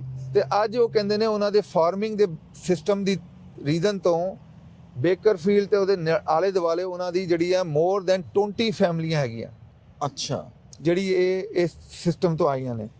ਤੇ ਜਦੋਂ ਆਪਾਂ ਦੇਖਾਂਗੇ ਕਿ ਪੋਜ਼ਿਟਿਵ ਸਾਈਡ ਟਰੱਕਿੰਗ ਵੱਲ ਜਿਹੜੇ ਪੜ੍ਹੇ ਲਿਖੇ ਬੱਚੇ ਨੇ, ਜਿੰਨੇ ਵੀ ਬੱਚੇ ਨੇ ਪੜ੍ਹੇ ਲਿਖੇ ਉਹ ਜਾ ਰਹੇ ਸਨ ਕੈਨੇਡਾ ਨੇ ਇੱਕ ਸ਼ੁਰੂ ਕੀਤਾ ਸੀ ਸਕੀਮ ਕਿ ਉਧਰ ਆਓ, ਤੁਹਾਡਾ ਮੈਡੀਕਲ ਚੈੱਕ ਕਰਾਂਗੇ ਤੇ ਤੁਹਾਡਾ ਐਜੂਕੇਸ਼ਨ ਚੈੱਕ ਕਰਾਂਗੇ, ਤੁਹਾਡੇ ਪੈਸੇ ਤੁਹਾਡੇ ਤੋਂ ਲਵਾਂਗੇ ਤੇ ਪਰ ਤੁਹਾਨੂੰ ਕੈਨੇਡਾ ਬੁਲਾ ਲਾਂਗੇ। ਉਹਦੇ ਬਾਅਦ ਉਹਨੂੰ ਇਮੀਗ੍ਰੇਸ਼ਨ ਵੀ ਦੇ ਰਹੇ ਸੀ। ਚਲੋ ਅੱਜ ਕੱਲ੍ਹ ਉਹਨਾਂ ਨੇ ਕੋਈ ਆਪਣੀ ਪਾਲਿਸੀਆਂ ਚੇਂਜ ਕੀਤੀਆਂ ਤੇ ਉਦੋਂ ਹੀ ਤਰ੍ਹਾਂ ਦਾ ਜੇ ਅਮਰੀਕਾ 'ਚ ਹੋ ਗਿਆ ਤੇ ਬਹੁਤ ਵਧੀਆ ਹੋਣਾ। ਸੁਣਿਆ ਕਿ ਇੱਥੇ ਵੀ H1 ਵੀਜ਼ਾ ਹੈ ਜਾਂ EB2 EB3 ਵੀਜ਼ਾ ਹੈ, ਉਹ ਐਕਸਪੈਂਡ ਕਰ ਰਹੇ ਨੇ ਤਾਂ ਕਿ ਟੈਕਨੀਕਲ ਹੈਂਡ ਲੋਕ ਪ੍ਰੋਪਰ ਇੱਥੇ ਆ ਸਕਣ ਬਜਾਏ ਲੇਮੈਨ ਆਉਣ ਦੇ। ਦੇਖੋ ਜੀ ਉਹ ਜੇ ਦੇਖੋ ਸੇਫਟੀ ਵਾਸਤੇ ਜੇ ਪੜ੍ਹੇ ਲਿਖੇ ਲੋਕ ਆਣਗੇ ਉਹਨਾਂ ਨੂੰ ਸੇਫਟੀ ਦੀ ਬਹੁਤ ਇਨਫੋਰਮੇਸ਼ਨ ਹੋਏਗੀ, ਬ੍ਰੇਕ ਡਾਊਨ ਹੋਏਗਾ ਇਕਵਿਪਮੈਂਟ ਤੇ ਉਹਦੀ ਇਨਫੋਰਮੇਸ਼ਨ ਹੋਏਗੀ। ਫਿਰ ਕ੍ਰਾਈਮ ਤੇ ਲਾਅ ਐਂਡ ਆਰਡਰ ਨਾਲ ਕ੍ਰਾਈਮ ਨਾਲ ਬਹੁਤ ਦੇਖੋ ਇੱਕ ਕ੍ਰਾਈਮ ਇਜ਼ ਅ ਬਿਗ ਹੁਣ ਤੁਸੀਂ ਤੇ ਮੈਂ ਕਈ ਜਗ੍ਹਾ ਨੇ ਜਿਹੜੀ ਮੈਂ ਹੁਣ ਨਾਂ ਨਹੀਂ ਲਵਾਂਗਾ, ਅਸੀਂ ਜਾਂਦੇ ਡਰਦੇ ਆ, ਈਵਨ ਰਾਤੀ ਦਿਨੇ ਵੀ ਜਾਂਦੇ ਡਰਦੇ ਆ। ਆਪਣੇ ਨੇਬਰਹੁੱਡ 'ਚ ਉਹ ਜਗ੍ਹਾ ਨੇ, ਸਹੀ ਹੈ, ਅਸੀਂ ਨਹੀਂ ਜਾਂਦੇ। ਤੇ ਉਹਦੀ ਰੀਜ਼ਨ ਇਹ ਹੈ ਕਿ ਆਪਣੇ ਬੱਚੇ ਵੀ ਆ ਕੇ ਉਹਨਾਂ ਕੰਮਾਂ 'ਚ ਹੁਣ ਇਨਵੋਲਵ ਹੋ ਰਹੇ ਨੇ। ਨਹੀਂ, ਇਹਨਾਂ ਦਾ ਤਾਂ ਮੇਨ ਫੋਕਸ ਹੁਣ ਇਹੀ ਹੈ, ਸਭ ਤੋਂ ਪਹਿਲੀ ਪ੍ਰਾਇੋਰਟੀ ਇਸ ਕਿਸਮ ਦੇ ਲੋਕ, ਇਸ ਕਿਸਮ ਦੇ ਗੈਂਗਸ ਨੇ ਜਿਹਨਾਂ ਨੂੰ ਹੱਥ ਪਾਉਣਾ ਚਾਹੁੰਦੇ ਨੇ। ਡੈਫੀਨਿਟਲੀ ਜੀ, ਇਸ ਤਰ੍ਹਾਂ ਦੀ ਡੈਫੀਨਿਟਲੀ ਜੇ ਸਾਡੇ ਨੇਬਰਹੁੱਡ 'ਚ ਇਸ ਤਰ੍ਹਾਂ ਦੇ ਗੈਂਗ ਤੇ ਇਸ ਤਰ੍ਹਾਂ ਦੀ ਚੀਜ਼ਾਂ ਇਕੱਠ ਹੋਣਗੀਆਂ ਤਾਂ ਡੈਫੀਨਿਟਲੀ ਇੱਕ ਪੋਜ਼ਿਟਿਵ ਸਿਸਟਮ ਚੱਲੇਗਾ। ਸਕੂਲਾਂ 'ਚ ਬੱਚੇ ਪੋਜ਼ਿਟਿਵ ਜਾਣਗੇ, ਇੱਦਾਂ ਦੀ ਕੋਈ ਚੀਜ਼ ਡਰੱਗਾਂ 'ਚ ਨਹੀਂ ਪੈਣਗੇ ਤੇ ਜਿਹੜੀ ਲੜਾਈ ਝਗੜੇ ਮਾਰ ਕਟਾਈਆਂ ਤੇ ਨਹੀਂ ਪੈਣਗੇ, ਉਹ ਵੀ ਬੈਨੀਫਿਟ ਆ। ਅੱਛਾ ਜੀ, ਦੂਜਾ ਇਹ ਦੱਸੋ, ਅਸੀਂ ਆਪਣੀ ਟਰੱਕਿੰਗ ਵਾਲੇ ਪਾਸੇ ਆਉਂਦੇ ਹਾਂ ਕਿਉਂਕਿ ਜ਼ਰਾ ਡੀਟਰੈਕ ਹੋ ਗਏ। ਇਸ ਵੇਲੇ ਰੇਟਸ ਦੀ ਕੀ ਪੋਜੀਸ਼ਨ, ਕੀ ਸੂਰਤ ਹਾਲ ਹੈ ਅਰਨਿੰਗ ਦੀ? ਡੀਜ਼ਲ ਥੋੜਾ ਜਿਹਾ ਮਹਿੰਗਾ ਹੋ ਗਿਆ ਜੀ। ਡੀਜ਼ਲ ਆਲਮੋਸਟ $3.70 ਦੇ ਐਵਰੇਜ ਚੱਲ ਰਿਹਾ, ਉਹ ਥੋੜਾ ਮਹਿੰਗਾ ਹੈ ਪਰ ਪਿਛਲੇ ਸਾਲ ਤੋਂ ਫਿਰ ਵੀ ਘੱਟ ਹੈ, ਆਲਮੋਸਟ $1.25 ਘੱਟ ਆ। ਪਰ ਜੇ ਤੁਸੀਂ ਰੀਫਰ ਦੇ ਰੇਟ ਦਾ ਦੇਖੋ ਤੇ $2.59 ਸਪੌਟ ਰੇਟ ਅੱਜ ਦਾ, ਤੇ ਜਿਹੜਾ ਜੇ ਤੁਸੀਂ ਡਰਾਈ ਦਾ ਦੇਖੋ ਤੇ $2.19 ਆ। ਤੇ ਇਹ ਬਹੁਤ ਵਧੀਆ ਰੇਟ ਆ। ਇਹਦੇ 'ਚ ਓਨਰ ਆਪਰੇਟਰ ਨੂੰ ਪੈਸੇ ਬਣਾਉਣੇ ਚਾਹੀਦੇ ਨੇ ਮੋਰ ਦੈਨ ਡਰਾਈਵਰ। ਠੀਕ ਹੋ ਗਿਆ।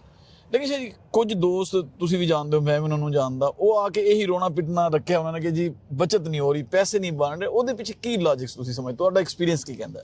ਅਸੀਂ ਕਹਿੰਦੇ ਜੀ ਆਪਟੀਮਾਈਜੇਸ਼ਨ ਹੋਣੀ ਚਾਹੀਦੀ ਹੈ, ਹਰ ਚੀਜ਼ ਦਾ ਪਤਾ ਹੋਣਾ ਚਾਹੀਦਾ ਕਿੰਨੇ ਖਰਚੇ ਨੇ, ਮਤਲਬ ਬਿਜ਼ਨਸ ਨੂੰ ਐਜ਼ ਅ ਬਿਜ਼ਨਸ ਚਲਾਓ। ਮੈਂ ਤੁਹਾਨੂੰ ਕੁਝ ਪੁਆਇੰਟ ਲਿਖੇ ਸੀ, ਮੈਂ ਤੁਹਾਨੂੰ ਡਿਸਕਸ ਕਰਦਾ। ਉਹਨਾਂ ਨਾਲ ਭਾਜੀ ਨਾਲ ਜਦੋਂ ਮੇਰੀ ਗੱਲ ਹੋ ਰਹੀ ਸੀ, ਉਹਨਾਂ ਨੇ ਬਹੁਤ ਵਧੀਆ ਗੱਲਾਂ ਕੀਤੀਆਂ ਤੇ ਉਹਨਾਂ ਦੀ ਪਰਫਾਰਮੈਂਸ ਡਾਊਨ ਹੋਣ ਦੀ 2-3 ਰੀਜ਼ਨ ਸੀਗਾ, ਮੈਂ ਲਿਖ ਕੇ ਰੱਖੀ, ਮੈਂ ਤੁਹਾਨੂੰ ਦੱਸਦਾ। ਇੱਕ ਹੈਗਾ ਨੋਇੰਗ ਦਾ ਇਕਵਿਪਮੈਂਟ। ਜਦੋਂ ਤੁਸੀਂ ਇਕਵਿਪਮੈਂਟ ਬਾਏ ਕਰ ਰਹੇ ਹੋ ਤੁਸੀਂ ਪ੍ਰਾਈਸ ਵੱਲ ਨਾ ਜਾਓ। ਕਈ ਵਾਰੀ ਪ੍ਰਾਈਸ ਤੇ ਤੁਸੀਂ ਗੱਲ ਕਰਦੇ ਹੋ, ਆਖਰੀ 'ਚ 5000 ਦਾ ਫਰਕ ਹੁੰਦਾ ਹੈ, ਪਰ 5000 ਪਿੱਛੇ ਤੁਹਾਨੂੰ APU ਮਿਲ ਜਾਂਦਾ ਹੈ। APU ਨਾਲ ਤੁਹਾਡਾ ਡੀਜ਼ਲ ਦੀ ਬਚਤ ਬਹੁਤ ਹੋ ਜਾਂਦੀ ਹੈ, ਇਕਵਿਪਮੈਂਟ ਦੀ ਬ੍ਰੇਕਡਾਊਨ ਦੀ ਜਿਹੜੀ ਆ ਉਹ ਵੀ ਚਾਂਸਸ ਘੱਟ ਹੋ ਜਾਂਦੇ ਨੇ। ਕੋਈ ਮੇਨਟੇਨ ਲੱਭ ਜਾਂਦਾ ਨਾ ਜਦੋਂ ਥੋੜੇ ਜਿਹੇ ਪੈਸੇ ਜ਼ਿਆਦਾ ਲੱਗਦੇ ਨੇ ਤੇ ਪੇਮੈਂਟ ਮੰਥਲੀ ਪੇਮੈਂਟ 'ਚ ਟੋਟਲ ਫਰਕ ਪੈਣਾ $200-300 ਦਾ। ਤੇ ਹੁਣ ਦੇਖੋ ਇੰਸ਼ੋਰੈਂਸ ਵੀ ਉਧਰ ਰਹੇਗੀ, ਤੁਹਾਡੇ ਬ੍ਰਿਜ ਟੋਲ ਸਭ ਕੁਝ ਉਧਰ ਰਹੇਗਾ, ਤੁਹਾਡਾ ਬੇਸਿਕਲੀ ਜਿਹੜਾ ਐਕਸਪੈਂਸ ਆ ਆਪਣਾ ਫਿਊਲ ਦਾ ਉਹ ਵੀ ਸੇਮ ਰਹੇਗਾ। ਪਰ $200-300 ਦਾ ਫਰਕ ਪਾ ਕੇ ਜੇ ਤੁਸੀਂ ਹੁਣ ਸਾਡੇ ਕੋਲ ਫਰੇਟ ਲਾਈਨਰ ਖੜੇ ਨੇ, ਇਹਨਾਂ 'ਚ ਮੋਸਟਲੀ 'ਚ APU ਲੱਗੇ ਤੇ ਆਵਰ ਘੱਟ ਨੇ।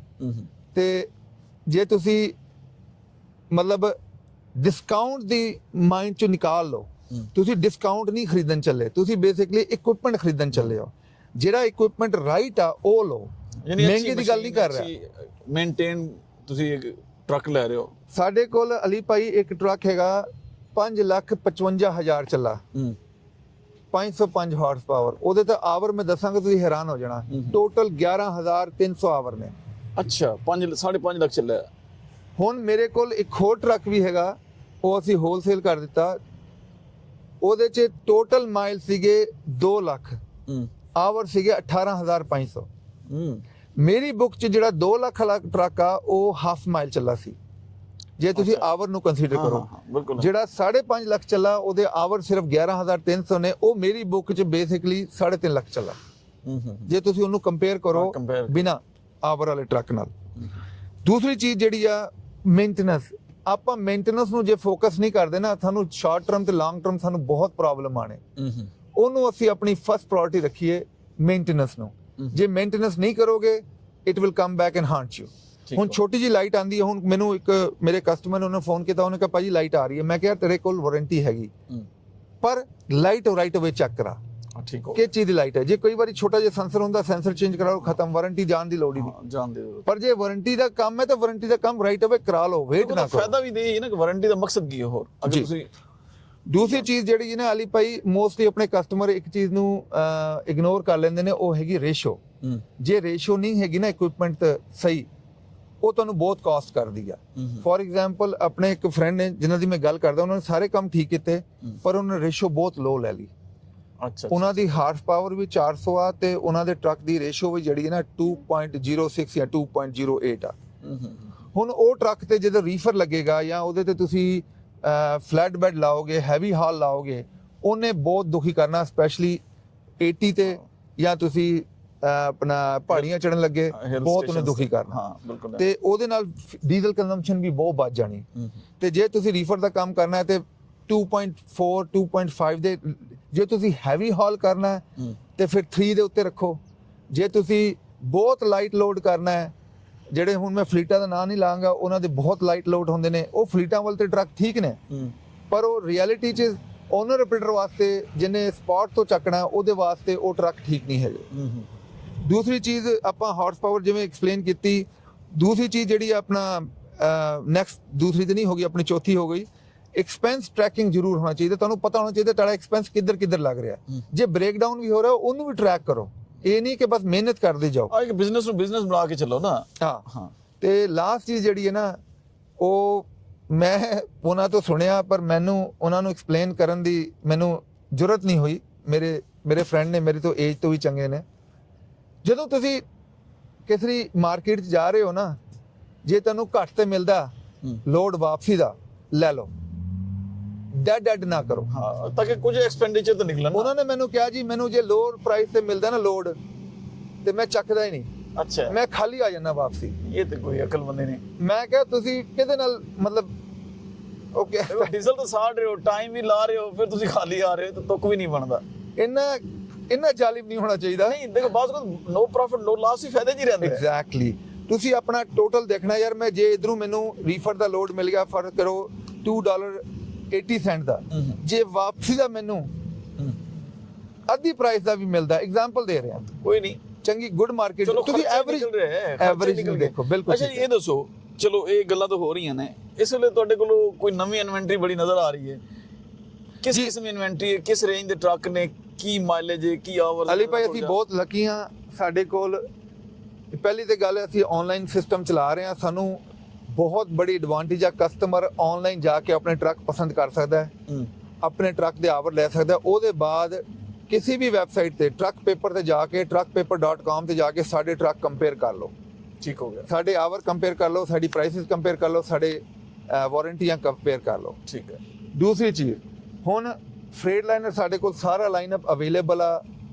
ਲੋ ਮਾਈਲੇਜ, ਮਿਡਲ ਮਾਈਲੇਜ, APU, ਬਿਨਾ APU, ਉਹ ਸਾਡੇ ਕੋਲ ਰੈਡੀ ਨੇ।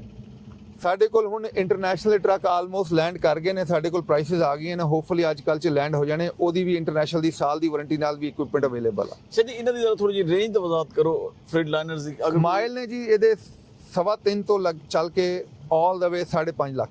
ਅੱਛਾ, ਤਾਂ ਪ੍ਰਾਈਸ ਕਿੱਥੋਂ ਤੋਂ ਕਿੱਥੇ? ਪ੍ਰਾਈਸ ਜਿਹੜੀ ਆ ਉਹ ਸਮਝੋ ਸ਼ੁਰੂ ਹੋ ਰਹੀ ਹੈ 61,000 ਤੋਂ ਲੈ ਕੇ 90,000 ਦੀ ਕਰ। ਇਹ ਇੱਕ ਦੋ ਜਿਹੜੇ ਟਰੱਕ ਨੇ 95 ਦੀ ਵੀ ਨੇ, ਉਹ ਉਹਨਾਂ ਦੇ ਜਿਹੜੇ ਨੇ ਈਅਰ ਨਵੇਂ ਨੇ। ਅੱਛਾ। ਦੂਸਰੀ ਗੱਲ ਜਿਹੜੀ ਆਲੀ ਭਾਈ, ਇਹਨਾਂ 'ਚ ਮੋਸਟਲੀ 'ਚ ਨਾ ਆਵਰ ਕੱਟ ਨੇ, ਸਭ ਦੇ ਨਾਲ ਵਾਰੰਟੀ ਲੱਗੀ ਹੈ, ਜਿਹੜੀ ਡਿਸਕ੍ਰਿਪਸ਼ਨ ਆਨਲਾਈਨ ਲੱਗੀ ਆ। ਹੁਣ ਜਿਹਨੂੰ ਸਾਨੂੰ ਲੋਕ ਕਾਲ ਕਰਦੇ ਨੇ, ਮੈਂ ਪਹਿਲਾਂ ਵੀ ਐਕਸਪਲੇਨ ਕੀਤਾ ਸੀ, ਕਹਿੰਦੇ 1.5 ਲੱਖ ਮਾਈਲ ਵਾਲਾ ਟਰੱਕ ਚਾਹੀਦਾ। ਮੇਰੀ ਗੱਲ ਹੁੰਦੀ ਹੈ ਭਾਈ, ਉਹਦਾ ਕੀ ਕਰਨਾ ਤੁਸੀਂ? ਕੰਮ ਤੇ ਲਾਣਾ ਜਾਂ ਸ਼ੌਂਕ ਰੱਖਣਾ? ਜੇ ਸ਼ੌਂਕ ਰੱਖਣਾ ਹੈ ਉਹਦਾ ਫਿਰ ਤੁਸੀਂ ਡਰਾਈਵਰੀ ਕਰੋਗੇ, ਤੁਸੀਂ ਘਰ ਕੁਝ ਨਹੀਂ ਲੈ ਕੇ ਜਾਓਗੇ। ਹਾਂ ਬਿਲਕੁਲ ਸਹੀ ਗੱਲ। ਜੇ ਤੁਸੀਂ ਕੰਮ ਕਰਨਾ ਹੈ ਤਾਂ ਤੁਸੀਂ ਟਰੱਕ ਲਓ 70-80 ਹਜ਼ਾਰ ਦਾ ਮੈਕਸਿਮਮ, ਸਪੈਸ਼ਲੀ ਫਸਟ ਟਾਈਮ ਬਾਹਰ।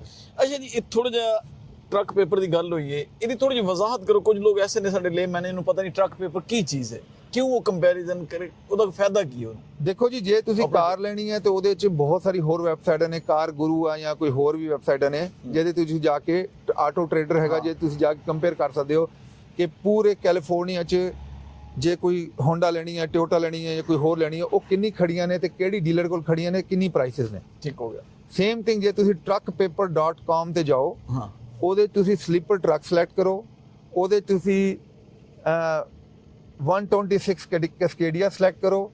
ਉਹਦੇ ਬਾਅਦ ਲੈਫਟ ਸਾਈਡ ਤੇ ਉਹਦੇ ਲੱਗੇ ਹੁੰਦੇ ਨੇ ਡਿਫਰੈਂਟ ਪੈਰਾਮੀਟਰ ਤੁਸੀਂ ਸਿਲੈਕਟ ਕਰੋ, ਰੇਜ਼ਡ ਰੂਫ, ਡਬਲ ਬੰਕ। ਠੀਕ ਹੋ ਗਿਆ। ਉਹਦੇ ਬਾਅਦ ਇੰਜਨ ਸਿਲੈਕਟ ਕਰੋ ਡਿਟਰੋਇਡ, ਕਿਉਂਕਿ ਇਹਦੇ ਚ ਇੰਜਨ ਡਿਟਰੋਇਡ ਵੀ ਆ ਰਿਹਾ ਹੈ, 15 ਵੀ ਆ ਰਿਹਾ ਹੈ, 13 ਵੀ ਆ ਰਿਹਾ ਹੈ, ਤੇ ਦੂਸਰਾ ਵੀ ਆ ਰਿਹਾ ਕੀ ਨਾ ਆਪਣਾ ਕਮਿੰਸ ਵੀ ਆ ਰਿਹਾ। ਜੇ DD15 ਸਿਲੈਕਟ ਕਰੋ, ਮੇਰੇ ਟਰੱਕਾਂ ਨੂੰ ਕੰਪੇਅਰ ਕਰਨਾ ਹੋਏ, ਹਾਰਸ ਪਾਵਰ 505 ਮਿਨੀਮਮ ਤੇ ਮੈਕਸਿਮਮ ਹਾਰਸ ਪਾਵਰ 505 ਪਾਓ, ਤੇ APU ਜਿਹਨੂੰ ਕਹਿੰਦੇ ਆਕਸਿਲਰੀ ਪਾਵਰ ਯੂਨਿਟ, ਉਹਨੂੰ ਸਿਲੈਕਟ ਕਰੋ। ਉਹਦੇ ਬਾਅਦ ਕੈਲੀਫੋਰਨੀਆ ਸਿਲੈਕਟ ਕਰੋ। ਉਹਦੇ ਬਾਅਦ ਮੈਕਸਿਮਮ ਮਾਈਲ 5.5 ਲੱਖ ਸਿਲੈਕਟ ਕਰੋ, 5,55,000, 5,60,000 ਸਿਲੈਕਟ ਕਰੋ। ਉਹਦੇ ਬਾਅਦ ਜਿਹੜਾ ਫਿਲਟਰ ਹੁੰਦਾ ਉਹ ਲਾਓ ਕਿ ਪ੍ਰਾਈਸ ਲੋ ਟੂ ਹਾਈ। ਫਿਰ ਤੁਹਾਨੂੰ ਜਿੰਨੀ ਵੀ ਕੈਲੀਫੋਰਨੀਆ ਦੀ ਇਨਵੈਂਟਰੀ ਸਾਨੂੰ ਸਾਰੀ ਦਿਸ ਜਾਣੀ ਹੈ, ਤੇ ਜਿਹੜਾ ਟਰੱਕ ਠੀਕ ਲੱਗਦਾ ਉਹਦੇ ਜਾ ਕੇ ਤੁਸੀਂ ਉਹਦੀ ਆਵਰ ਜ਼ਰੂਰ ਚੈੱਕ ਕਰੋ। ਆਵਰ ਤੇ ਸਾਡੇ ਕੋਲ ਇਲੈਕਟ੍ਰਿਕ ਵਾਲਾ APU ਨਹੀਂ ਹੈਗਾ, ਬੈਟਰੀ ਵਾਲਾ ਨਹੀਂ ਹੈਗਾ, ਸਾਡੇ ਕੋਲ APU ਹੈਗਾ ਜਿਹੜਾ ਥਰਮੋ ਕਿੰਗ ਦਾ ਹੈ, ਜਿਹੜਾ ਸਮਝੋ 17,000 ਦਾ ਹੁੰਦਾ ਹੈ, ਜੇ ਨਵਾਂ ਲਾਣਾ ਹੋਏ ਉਹ ਹੈਗੇ ਲੱਗੇ। ਯਾਨੀ ਇੱਕ ਤਰ੍ਹਾਂ ਦੀ ਕੰਪੈਰੀਜ਼ਨ ਕਰਕੇ ਆਸਾਨੀ ਹੋ ਜਾਏਗੀ ਕਸਟਮਰ ਲਈ ਕਿ ਕਿਸ ਤਰ੍ਹਾਂ ਦਾ ਮੈਂ ਟਰੱਕ ਲੈਣਾ ਹੈ, ਨਹੀਂ ਲੈਣਾ, ਕਿੱਥੇ ਮੈਨੂੰ ਸਸਤਾ ਲੱਭ ਰਿਹਾ, ਕਿੱਥੇ ਮਹਿੰਗਾ ਲੱਭ ਰਿਹਾ। ਜੀ ਬਿਲਕੁਲ, ਇਹਦਾ ਇਹੀ ਫਾਇਦਾ ਹੈ ਨਾ। ਬਿਲਕੁਲ ਠੀਕ ਕਹਿ ਰਹੇ। ਠੀਕ ਹੈ। ਅੱਛਾ ਇਹ ਦੱਸੋ, ਹੁਣ ਉਹ ਦੋਸਤ ਜਿਹੜੇ ਸਾਡੇ ਹੁਣ ਦੂਜੀ ਸਟੇਟਸ ਵਿੱਚ ਬੈਠੇ ਨੇ, ਉਹ ਟਰੱਕ ਤੁਹਾਡੇ ਕੋਲ ਲੈਣਾ ਚਾਹੁੰਦੇ ਨੇ, ਤੇ ਉਹਦਾ ਪ੍ਰੋਸੈਸ ਕੀ ਹੈਲਪ ਕਰ ਸਕਦੇ ਤੁਸੀਂ ਉਹਨਾਂ ਦੀ? ਮੋਸਟਲੀ ਸਾਡੇ ਟਰੱਕ ਆਊਟ ਆਫ ਸਟੇਟ ਹੀ ਜਾ ਰਹੇ ਨੇ। ਅੱਛਾ। ਕੈਲੀਫੋਰਨੀਆ ਦੇ ਟਰੱਕ ਤੁਹਾਨੂੰ ਪਤਾ ਬਹੁਤ ਸਾਫ਼ ਹੁੰਦੇ ਨੇ, ਐਮਿਸ਼ਨ ਸਟੈਂਡਰਡ ਇਹਨਾਂ ਦੇ ਪੂਰੇ ਕੰਪਲੀਟ ਨੇ, ਵਾਰੰਟੀਆਂ ਨਾਲ ਲੱਗੀਆਂ ਨੇ, ਬਾਈਪਾਸ ਨਹੀਂ ਹੈਗੇ, ਰੱਬ ਦਾ ਸ਼ੁਕਰ ਆ। ਅਸੀਂ ਇਹਦਾ ਡੀਲਰ ਬਾਈਪਾਸ ਵੇਚ ਨਹੀਂ ਸਕਦੇ। ਦੂਸਰਾ, ਸਾਰੇ ਮੇਨ ਫਲੀਟਾਂ ਦੇ ਟਰੱਕ ਨੇ, ਰੈਂਟਲ, ਰੀਪੋ ਜਾਂ ਬੈਂਕ ਦੇ ਚੱਕੇ ਟਰੱਕ ਨਹੀਂ ਹੈਗੇ। ਤੁਸੀਂ ਇੰਟਰਨੈਸ਼ਨਲ ਲੈਣਾ ਚਾਹੋ, ਕੈਨਵਰਟ ਲੈਣਾ ਚਾਹੋ, ਫਰੇਟ ਲਾਈਨਰ ਲੈਣਾ ਚਾਹੋ, ਇਹ ਸਾਰੇ ਟਰੱਕ ਜਿਹੜੇ ਨੇ ਸਾਡੇ ਮੇਨ ਫਲੀਟਾਂ ਦੇ ਚੱਲੇ ਟਰੱਕ ਨੇ। ਤੇ ਹਰ ਟਰੱਕ ਨਾਲ ਅਸੀਂ ਸਮੋਕ ਟੈਸਟ ਕਰਕੇ ਦੇ ਰਿਹਾ, ਜਿਹਨੂੰ ਕਹਿੰਦੇ ਕਾਰਬ, CARB, ਉਹਦਾ ਟੈਸਟ ਪਾਸ ਕਰਕੇ ਦੇ ਰਹੇ ਹਾਂ, ਤੇ ਨਾਲ ਅਸੀਂ ਮਾੜੀ ਮੋਟੀ ਵਾਰੰਟੀ ਦੇ ਰਹੇ ਹਾਂ ਆਪਣੇ ਸਾਰੇ ਇੰਸਪੈਕਸ਼ਨ ਕਰਾ ਕੇ ਦੇ ਰਹੇ ਹੋ, ਇੰਸਪੈਕਸ਼ਨ ਕਰਾ ਕੇ ਦੇ ਰਹੇ ਹਾਂ, ਡੀਟੋ ਕਰਕੇ ਦੇ ਰਹੇ ਹਾਂ। ਜੀ ਬਿਲਕੁਲ। ਪਲੱਸ ਜਿਹੜੀ ਫਾਈਨਾਂਸਿੰਗ ਆ, ਉਹ ਬੈਂਕ ਸਾਨੂੰ ਫਾਈਨਾਂਸ ਕਰਦੇ ਵੇ ਬਿਲਕੁਲ ਹੈਸੀਟੇਟ ਨਹੀਂ ਕਰਦੇ, ਕਿਉਂਕਿ ਬੈਂਕਾਂ ਨੂੰ ਪਤਾ ਹੈ ਅਸੀਂ ਮੇਨ ਟਰੱਕ ਵੇਚ ਰਹੇ ਹਾਂ ਫਲੀਟਾਂ ਦੇ, ਤੇ ਸਪਲਾਈਡ ਬਾਈ ਕੈਨਵਰਥ, ਪੀਟਰਬਿਲਟ, ਸਪਲਾਈਡ ਬਾਈ ਵਾਲਮਾਰਟ, ਸਪਲਾਈਡ ਬਾਈ ਜਿਹੜੇ ਨੇ ਇੰਟਰਨੈਸ਼ਨਲ, ਤੇ ਉਹ ਮਤਲਬ ਉਹਨਾਂ 'ਚ ਕੋਈ ਹੈਰਾ ਫੇਰੀ ਨਹੀਂ ਹੋਗੀ, ਮੀਟਰ ਅੱਗੇ ਪਿੱਛੇ ਨਹੀਂ ਹੋਣਾ। ਤੇ ਫਾਈਨਾਂਸ ਦੀ ਕੀ ਸਹੂਲਤ ਹੈ ਤੁਹਾਡੇ ਕੋਲ, ਅਗਰ ਕੋਈ ਕਸਟਮਰ ਫਾਈਨਾਂਸ ਕਰਾਉਣਾ? ਨਵੇਂ ਜਿਹੜੇ ਵੀਰ ਨੇ ਉਹਨਾਂ ਵਾਸਤੇ ਜਿਹੜੇ 2 ਸਾਲ ਦਾ CDL ਹੋਏ ਤੇ ਸਕੋਰ ਠੀਕ ਹੋਏ, ਤੇ ਜੇ ਕਾਰ ਲੋਨ ਹੈ ਤੇ ਵਧੀਆ ਗੱਲ ਆ, ਮਤਲਬ ਐਕਸਪੋਜ਼ਰ ਹੋਣਾ ਚਾਹੀਦਾ। ਕਾਰ ਲੋਨ ਦਾ ਮਕਸਦ ਉਹਨਾਂ ਦਾ ਐਕਸਪੋਜ਼ਰ ਹੋਣਾ ਚਾਹੀਦਾ, ਉਹਨਾਂ ਦਾ ਲਿਮਿਟ ਹੋਣੀ ਚਾਹੀਦੀ ਹਾਈ। ਇਹ ਨਹੀਂ ਕਿ $1,500 ਕ੍ਰੈਡਿਟ ਕਾਰਡ ਤੇ ਲਿਮਿਟ ਹੋਏ। ਉਹਨਾਂ 'ਚ 20-25% ਡਾਊਨ ਨਾਲ ਅਸੀਂ ਜਿਹੜਾ ਵਧੀਆ ਰੇਟ ਕਰਕੇ ਦੇ ਰਹੇ ਹਾਂ, ਆਲਮੋਸਟ 15% ਤੇ ਇੰਟਰਸਟ ਰੇਟ ਦੇ ਆਲੇ ਦੁਆਲੇ। ਅੱਛਾ। ਜੇ ਕਿ ਉਹਨਾਂ ਦਾ ਪੁਰਾਣਾ ਹੈਗਾ ਸਿਸਟਮ, ਉਹਨਾਂ ਦਾ ਪੇ ਨੈਟ ਐਸਟੈਬਲਿਸ਼ ਹੈਗਾ, ਯਾਨੀ ਉਹਨਾਂ ਨੇ ਕਿਸੇ ਰੈਗੂਲਰ ਬੈਂਕ ਤੋਂ ਲੋਨ ਲਿਆ, ਲੀਜ਼ ਵਾਲੀ ਗੱਲ ਨਹੀਂ ਕਰਦੇ, ਮਤਲਬ ਲੀਜ਼ ਜਿਹੜੀ ਉਹ ਤੇ ਬੋਲਦੀ ਨਹੀਂ, ਤੁਹਾਨੂੰ ਪਤਾ ਹੈ ਸਿਸਟਮ 'ਚ। ਉਹਨਾਂ ਨੂੰ ਅਸੀਂ ਈਵਨ 10% ਡਾਊਨ, ਤੇ ਸਮ ਟਾਈਮ ਜਿਹੜੇ ਨੇ ਜੇ ਕੁਆਲੀਫਾਈਡ ਨੇ ਉਹਨਾਂ ਨੂੰ 0 ਡਾਊਨ ਤੇ ਵੀ ਅਸੀਂ ਦੇ ਰਹੇ ਹਾਂ। ਫਸਟ ਟਾਈਮ ਦੀ ਗੱਲ ਨਹੀਂ ਕਰ ਰਹੇ। ਠੀਕ ਹੋ ਗਿਆ। ਜਿਹੜੇ ਕੁਆਲੀਫਾਈਡ ਨੇ, ਜਿਨ੍ਹਾਂ ਦਾ ਆਲਰੇਡੀ ਫਾਈਨਾਂਸ ਸਿਸਟਮ ਚੱਲਦਾ, ਬਿਲਕੁਲ ਠੀਕ ਹੈ, ਬਿਲਕੁਲ ਠੀਕ ਹੈ। ਠੀਕ ਹੋ ਗਿਆ।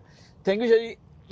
ਉਮੀਦ ਹੈ ਸਾਡੇ ਵੀਰਾਂ ਨੂੰ ਇਹ ਪਸੰਦ ਆਏਗਾ ਪ੍ਰੋਗਰਾਮ। ਅਗਰ ਤੁਸੀਂ ਇਹ ਟਰੱਕ ਲੈਣਾ ਚਾਹੁੰਦੇ ਹੋ ਤਾਂ ਸਾਡੀ ਵੈਬਸਾਈਟ www.usatrucksales.com, ਉੱਥੇ ਜਾਓ, ਸਟਾਕ ਨੰਬਰ ਦੇਖੋ ਟਰੱਕ ਦਾ, ਉਹਦੇ ਸਾਰੀ ਉਸ ਟਰੱਕ ਦੀ ਡਿਟੇਲ ਪਈ ਹੈ।